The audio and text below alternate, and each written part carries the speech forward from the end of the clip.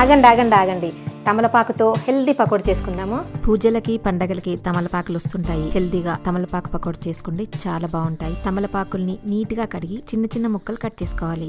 ఒక మిక్సింగ్ బౌల్లో శనగపిండి వేసుకోవాలి. దాంతోపాటు కొంచెం బియ్యం పిండి క్రిస్పీనెస్ కోసం, కారం, టేస్ట్ తినంత ఉప్పు వేసుకుని, జీలకర్ర, వాము కొంచెం క్రష్ చేసుకొని వేసుకోవాలి. ధనియాలు కూడా కొంచెం క్రష్ చేసుకొని వేసుకోవాలి. క్రష్ చేసుకోవడం వల్ల ఫ్లేవర్ బాగుంటుంది.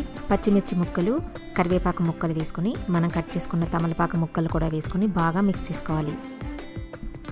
మీకు ఏ పకోడీ అంటే ఇష్టమో కామెంట్ పెట్టండి.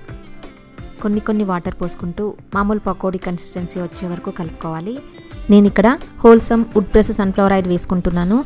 మీకు కూడా కల్తీ లేని ఆయిల్ కావాలనుకుంటే wholesameindia.comలో ఆర్డర్ పెట్టండి, లేదా 9459458855 వాట్సాప్ నెంబర్కి మెసేజ్ చేయండి.